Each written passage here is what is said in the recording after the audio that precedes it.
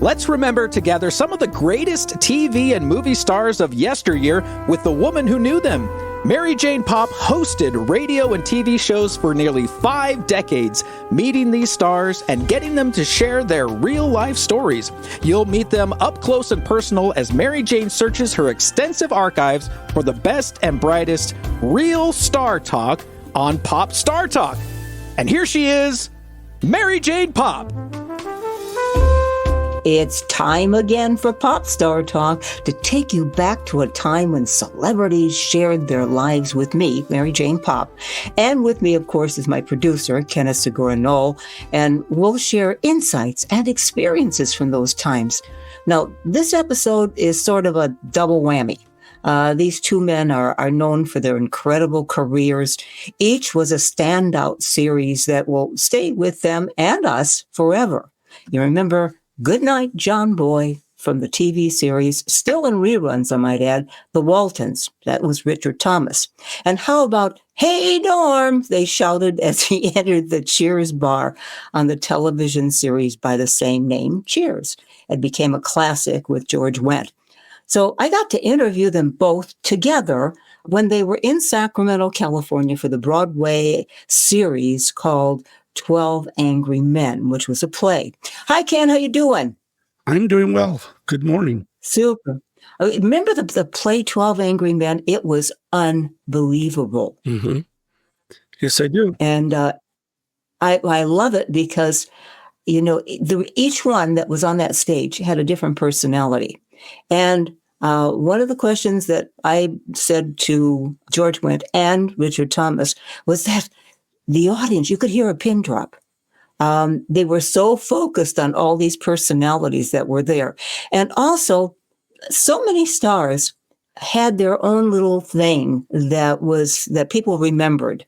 I mentioned already Goodnight John Boy from the Waltons, Cheers, Hey Norm when he would walk in.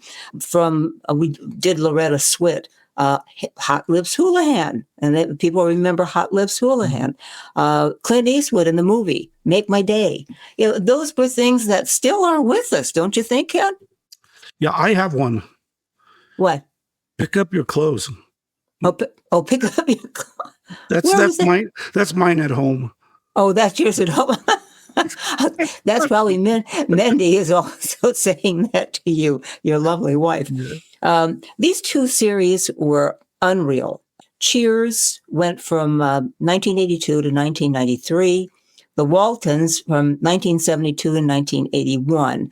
John Boy, of course, Richard Thomas, did leave the series, but then came back to do, I think there were 3 made-for-TV movies that he was in. So it was always good. And I wondered if, they still call out their names when they do shows and stage work, because both of them did theater. So I guess the best thing to do is get the answers from them. So let's give a listen to this dynamic duo.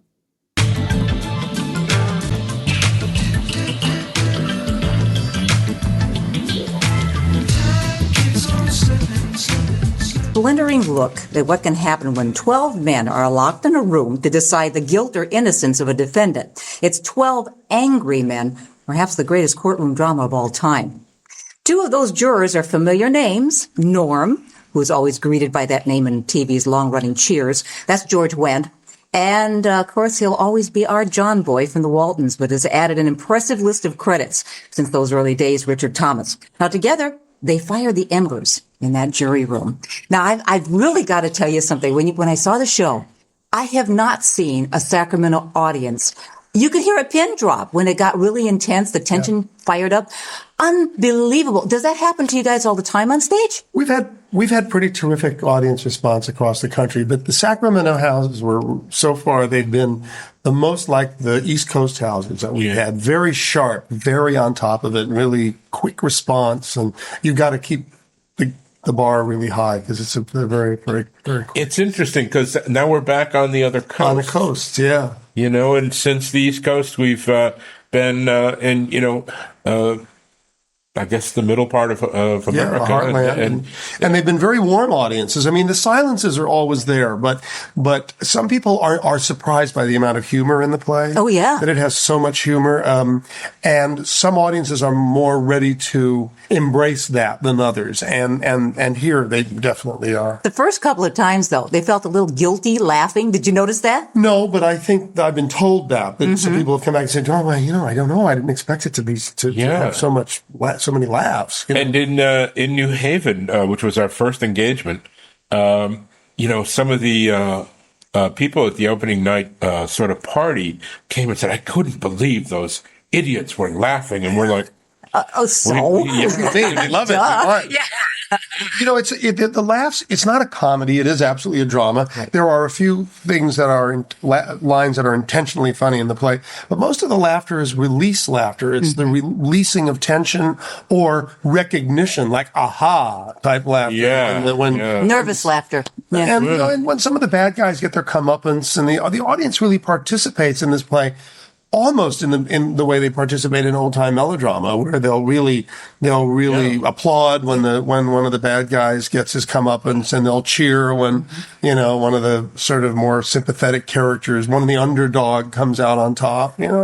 It's really exciting to be a part of it. It's amazing to me too that if you take away the fact that you've got 12 Caucasian men, and that today it would be obviously the gender, we would have the gender mixture, we would have an ethnicity, a diversification, but otherwise, those prejudices are not so far from 50s to today. Well, a lot of people like to pretend that they are, but in fact, people bring their prejudices and their projections into jury rooms all across the country every day, and no matter what they may be, they may not all be racial, but you're bringing your baggage into the room, and you better know what it is if you're going to make decisions like that. Better believe it. Oh, I have to ask you this, and I hope you don't mind, George.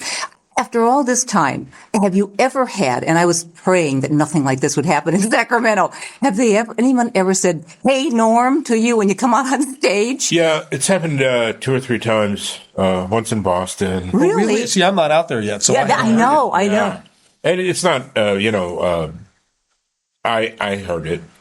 It happened, I think, I don't know. It's happened 2 or 3 times. I'm sure that somebody got poked for doing that. But Yeah. Thank God when I turn the light out at the end, nobody says, "Good night, John." I was wondering about that too. No, it hasn't happened yet. A couple in the curtain call, though. Have you? Serious?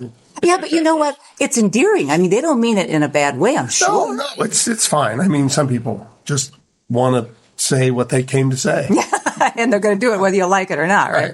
Now, as far as the show itself, when you talk about the intensity, do people ask you questions? I mean, do you ever get a chance to find out, how you felt about the part that you played? You kicked up a lot of dust in that juror room. Yeah, I like my guy because he does it, but he doesn't do it because he's a muckraker or a crusader. He just does it because he sort of gets stuck with being the one guy who has this particular point of view and wants to talk about it. I mean, I don't think he goes into the room. He goes into the room like everybody else to do what he thinks his duty is, to make the choice. 11 guys think it's one thing, and he thinks maybe it's something different, and I think he would much rather have 3 or 4 people feel the way he does than to be alone. But since he's the only one, he's got to start talking about it. Now, you're the juror foreman, so you got to keep control of that crew. That's a pretty big job. Yeah. There's... George, I mean, you had to do it. It's like, down, boy, down. Yeah, there's 2 or 3 very aggressive bullies in the room. 2.5, I would say. 2.5. Yeah. Martini being the number 7, number 3, and number 10. The more sympathetic version. But they're definitely testosterone-laden type A guys who really want to run their agenda right through. Do they get out of hand? I mean, you can get intense. We all get out of hand at one time or another. Everybody gets a chance to get out of hand. Yeah, the way number 10 has been approaching me lately in the middle of the show about the yelling. Yes. I'm practically going to have to start to shove him away from you. In your face. Yeah. Yeah, he was really on a tear last night, wasn't he? Yeah. But it's great to see. I mean, you see that it's real. We're not faking anymore. This is not staged anymore. It's for real. Yeah, it's a very compelling thing. I mean, what happens is you've got you have this synergy. You've got 12 men on stage who are passing this fireball of energy around from one to the other, and you just catch fire with each other as a company. And I think so maybe the sum total is greater than the parts. We have a group energy, which is very exciting to do, and I think probably exciting to watch. Well, it was amazing to me too, because I wasn't sure how I would react as far as comparing the movie to the stage play. I didn't know about the movie. Well, that's great. And I think that a lot of people have that experience once the play starts. Yeah. Yeah, it's so different. Everyone's like in 1957, there were probably theaters full of people watching it in first run. But since 1957, that's 50 years now, everyone's just watched it on television. So, while it remains a wonderful piece, you're not going to get that energy of a shared experience where people laugh and gasp. Well, I can look at any juror I want on stage, whereas in a movie, they're pointing them out to me. That's right. I think you hit on something really, and Scott Ellis, our director, talked about that. The fact that there are no close-ups, there are no, we shift focus, it's always part of theater to send the focus to the right place in the room by paying attention and not pulling focus away from what needs to be seen. However, the idea that it's all the guys all the time, and you can look wherever you want, is one of it's theater. That's the difference, and it makes a great difference. Also, I think the lack of selected heroic close-ups from character to character keeps the dialogue from sounding speechy and keeps it alive and sort of more like talk. And less like they're listening to each other. You're listening to each other, listening reacting. It's the big thing. And as much as I detest listening as an actor, I've learned to enjoy it in this show.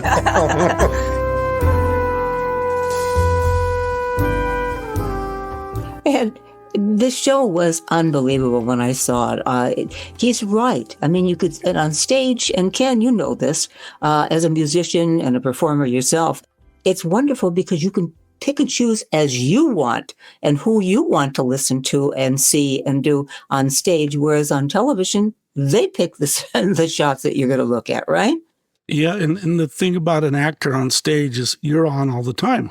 Yes. And I've never directed stage, so I don't know. I'm selected scenes, but sometimes you have to put an actor that they're talking to in just out of the scene so that they get that reaction. Both these actors are very good at bringing the part out of their co-actors. Yeah. Well, that's because they listen. Too many actors, when they get on stage, they're thinking about their next line instead of listening to what the person says and then reacting to it. You know what I mean? Yeah. Yeah, it's amazing. These were two great personalities. George, he was born in 1948 and unfortunately passed away in May 2025. He actually went to the University of Notre Dame, which I did not know. I didn't know that. Yeah, he studied economics, and from then, I guess he didn't enjoy that very much, and he joined the Second City comedy troupe from 1974 to 1980. And he did some movies, by the way, Airplane 2, The Climb in 2019. He was on television so much, unreal. He did, of course, Saturday Night Live, Columbo, Twilight Zone, you name it. I mean, he just did a lot of stuff. And he was married, has kids and the whole 9 yards, but you wonder how they can keep those careers going and be on stage and traveling. I mean, these touring companies go for a long time, Ken. Right. When he passed away, they had the film or the video about him. Mm-hmm. He was part of Second City in Chicago. Oh yeah. And that's great comedians that have come out of there. You bet. And when he's funny, but I don't see him as a comedian. That's George Wendt. No. It's funny. I've never thought of him as a comedian, although Cheers is a comedy. He was almost the straight guy in Cheers. but it was a subtle comedy. You know what I mean? He wasn't boisterous. He wasn't out there, going after people and that kind of thing. No, it just was Norm. It was George. And I wonder, sometimes I wish I would have had even more time to talk to him. I get the feeling that maybe a little bit of George Wendt was in Norm, and that they carry that over. Same thing with Richard Thomas. He was born in 1951. He is, of course, still with us. His parents were ballet dancers with the New York City Ballet, which was extraordinary. He went to Columbia College and he studied, are you ready for this? Chinese. He eventually changed to English, but he left in his junior year to join the Waltons. He started his career very young, at 7 years old. He was in the Sunrise at CAMPOBELLO on Broadway at 7 years old. At 8 years old, he was on Hallmark TV. He did leave the Waltons in 1977. As I said, it started in 72 to do other things, obviously, and a lot of stage, too. But he did come back for 3 Waltons TV movies in the 1990s. But he also did a lot of Broadway, too. And it's just, finding out these people and who they were married to. Now, if I'm not mistaken, Richard was married more than one time. I think the last time was to a Santa Fe art dealer, Georgiana Bischoff. And he's got several kids. He adopted twins. Just unbelievable how they can keep that going and keep the momentum going on television, movies, tours. It's unbelievable. But I love that they love what they're doing. You can tell that when they get on stage, Ken. Mm-hmm. My grandma had to watch the Waltons. Boy, don't interrupt her show. Oh, yeah.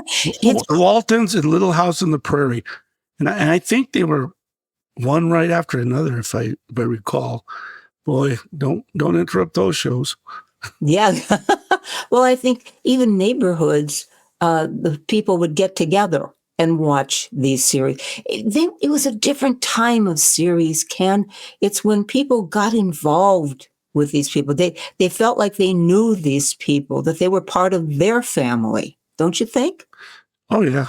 Actually, that it's your extended family. Yeah, and they cared about what was going to happen to them too, which I find fascinating. And that's the reason I love old television, old movies, because you really did get involved. You felt you were a part of it. You wanted to know what was going to happen. You wanted to make it be a happy ending, not always a happy ending that was there, but you wanted to know what was going to happen to these people. Well, he's spotted every once in a while in Santa Fe. I was, yeah. They have a gallery. Him and his wife have a gallery in Santa Fe.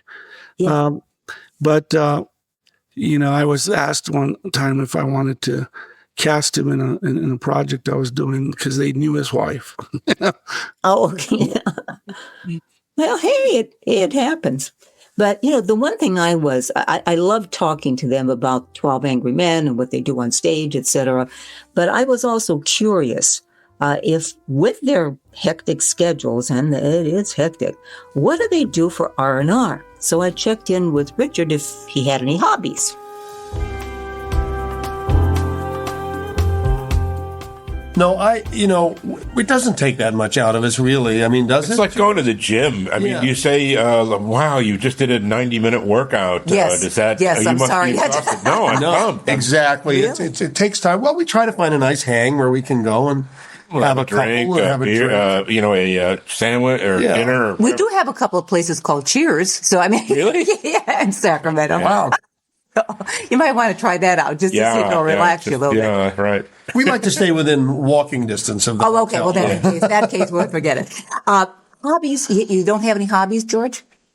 Not really. I do actually like to see live music in bars. Cool. I'm not a big concert goer. I like the intimate. I like seeing live music. Right up close and personal. Yeah. Right? Yeah. That's cool. That's good. I used to sing I used to do musical comedy, but then I also did a lot of the clubs. I love the clubs more than I did stage because it's real close. It's very intimate. Yeah. It's nice. Now, you both have big families.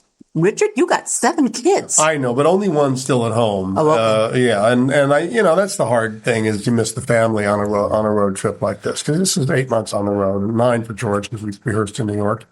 We miss our spouses and our kids. Any of your kids in the biz? Yes, not actors yet, not professional. I have one daughter who's a budding actress, and a daughter who's a producer, and a son who's a journalist. So they all sort of are in various sort of constellated around the business. Very cool. Now, you've got 5 kids, right? Yeah.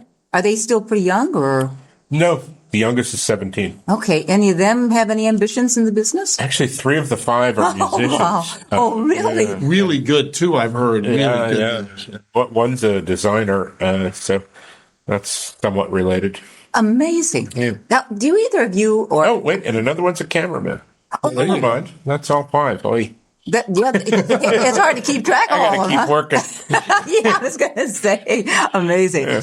Now, as far as philosophy, you've got to have a philosophy of life after all the years that both of you have done, the shows you've done, the movies you've done.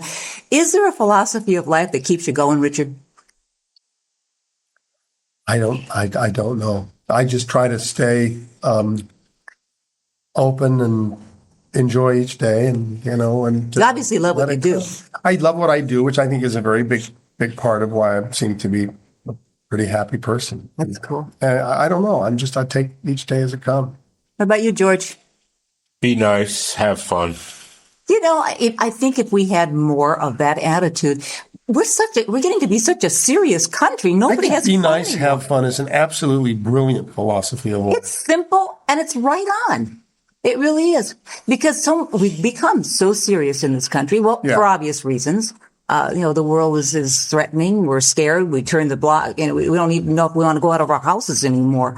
Do you ever get politically involved, either one of you, Richard? Or do you have any political pet peeves? I have my own sort of really kind of dysfunctional and unreliable political points of view. That's your point of view. No, I have a picture of John Wilkes Booth in my the hallway of my house to remind me that actors in politics sometimes are unreliable. Nick.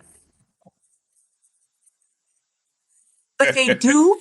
They're mixing an awful lot lately. Yeah, well, it's a free country. People have a soapbox. They should be allowed to stand on it and say what they have to say. I mean, that's what it's all about. That's what this play's about. You get a chance to raise your hand. You might as well do it and say what you have to say. Otherwise, you've abrogated your both the responsibility and the privilege. What about you, George, politically speaking? Oh, I'm sort of ignorantly progressive, I guess you'd say. I try to, expose myself to all, ends of the issues, but I tend to think that the progressive journalists say things I read, are making more sense to me than the, apologists say for, the neocons and the things like that. I'm with you. Are you? Oh yeah. Really? Why? Because I just, I try to keep an open mind, and I pretty, believe in tolerance, and it's really important. We've become such a segmented country. I mean, it's like half hate the other half. It's like, wait a minute, I thought we were a country where you said it. Stand up, speak out, and everybody listen, then make your own decision without calling people names. It seems like that's all we do is call each other names. Yeah, I wish there was more respect for the other side across the board. Yeah. I think one of the things that's most appealing about one of the things that is most appealing to me about the character I play, number 8, is his even-handedness with people and his civility. I mean, he basically is very civil to everybody. He gets dragged into a fight situation in the play, really against his own better nature, but he's just human like everybody else. But his open-mindedness and civility, the idea of civil discourse in areas, it's easy to have civil discourse when you agree on the same thing. It's having civil discourse with disagreement that's really the important thing. That's the challenge. And we need to have more of that, but I don't know if we're ever going to. We become so segmented. Everybody is screaming. They scream at each other in the House of Representatives. They scream at each other in the Senate. We're beginning to wonder what kind of country we're living in. I think it's kind of cool, actually, in the Houses of Parliament, the way they're sort of polite and rude to each other. But they're very classy and they know how to do it. Do either of you have any favorite television? Do you get a chance to watch television at all? I don't watch much on the road. I mean, we sort of pass things back and forth. We love this DVDs. Canadian series called Slings and Arrows. Oh, really? Yeah. It's been airing on the Sundance channel here in the States on Sunday nights.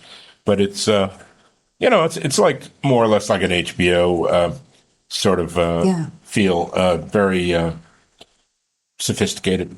Now, I remember the Waltons so well, and I remember Cheers. It was something that we became part of the family on these programs. I don't know that I have that feel anymore with television. Do you think, Richard? Television has changed really radically in lots of ways over the last few years in terms of what people are watching and what shows are supposed to do. It was very exciting. There was a period of time when hour-long dramatic shows were sort of in eclipse. And then they came back, which we thought that would be a great idea, but then they all became crime dramas, which is kind of uninteresting. Just the lack of variety. I think there's a little more variety now. And then the situation comedy, which of course is one of the most, one of the most unique and wonderful things on television, that started to have some serious trouble. Especially the multi-camera, Yeah, exactly. So it's shifted a lot, and reality TV, or as I like to call it, TV reality, because it bears no relation to the reality that we live off camera, is a whole new paradigm, and people love it. They just love it. But isn't that amazing? You gotta know that most of that's set up, and they still think of it as reality. I just don't get it. It's vicarious. It's really vicarious stuff. I think there's a lot of, and never underestimate the intense attraction of humiliation and embarrassment. Better to them than me, huh? Yeah. Is that it, do you think? Probably. I mean, it's voyeurism. Yeah, it is. It's voyeuristic, absolutely. Yeah, amazing. Now, this is a hard question. Everybody that I ask this question always says, I never thought about that. Now, maybe both of you have. Step out of yourself, look back, like you're sitting here where I'm sitting, and look back at yourself, and in as many words as you like, tell me who you are. Oh, I'm just a big construction of all those things that are going on inside me. I believe in sort of the emptiness of the self, so it's a difficult question to ask. Emptiness of the self. Yeah, I'm not much of one to either define myself in terms quite like that. I don't really know. Okay, but that sounds like a very spiritual thing. No, I don't know. I mean, I don't know if it's more spiritual than any other way of looking at it. The way I look at it. But that's a very private person too, I'm hearing. Oh, I mean, we're all private. I'm pretty gregarious. I like people. I'm a people person. I love being in contact with other people. It's one of the reasons I love being in the theater, and one of the reasons I love doing a show like this. Yeah. But as far as reflecting on, one of the things I've learned. Okay, I'll try to answer it vis-a-vis the tour. One of the things that I have found on this tour, being alone as well as traveling with a bunch of guys, but being alone week after week in these rooms, and the family comes to visit, is that when you really have to sit with your own personality for long periods of time, and you can't really get irritated with anybody else but yourself, it's been a real exercise in just looking at how I function and who I am, and the things that seem to be okay about that, and the things about it that kind of bug me, and that I wish I could change. That's beautiful. What about you, George?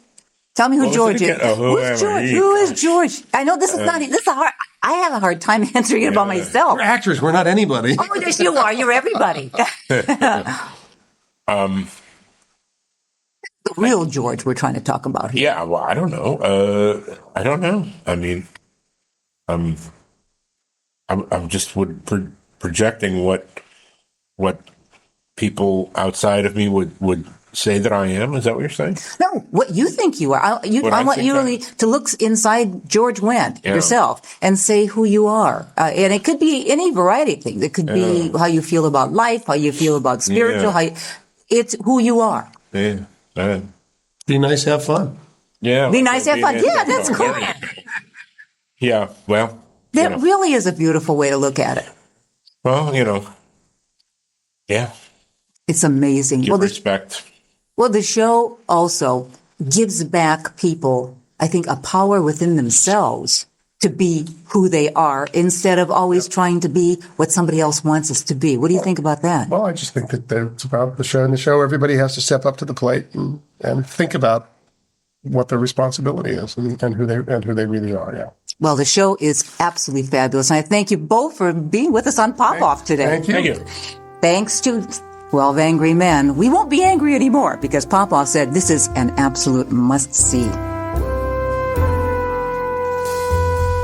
Ken, isn't it unreal how some of the things that I talked to them about, like being so serious today and threatening, and isn't that stuff that's happening today? Isn't that crazy?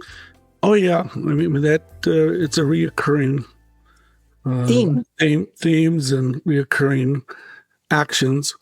But the one thing you didn't ask Richard about, What's that? he's the father of triplets.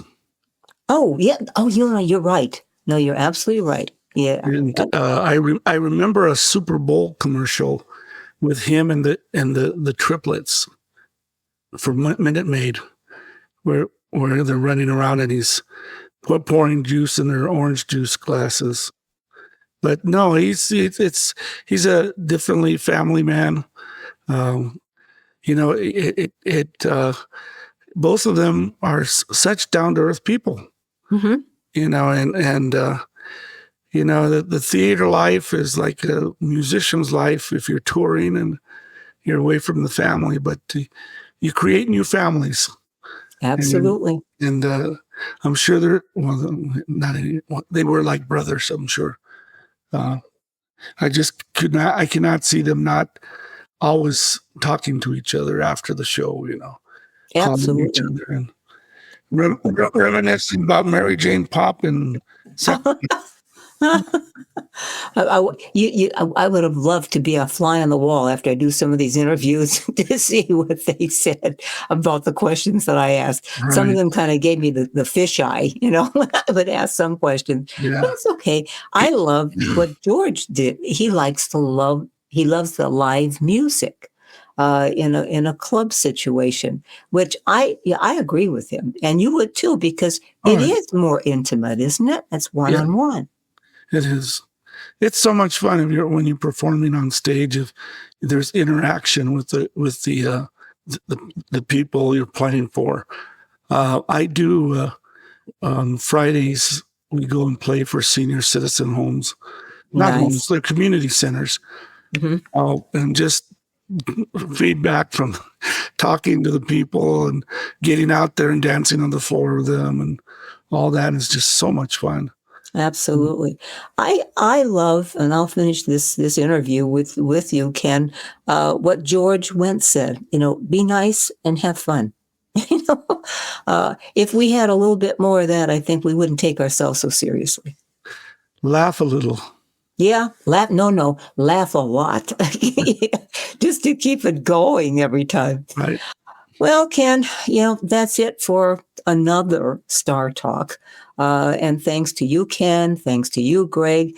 I hope you enjoyed this duo and how they cope with their lives and careers. So sad that we lost George Wendt again, May of 2025. So many are leaving us, but I am so happy that I saved some of the most memorable moments with them.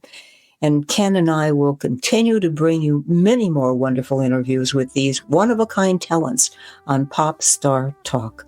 Till next time, please remember, live simply, laugh often, love deeply, dare to dream, and one more, be nice and have fun.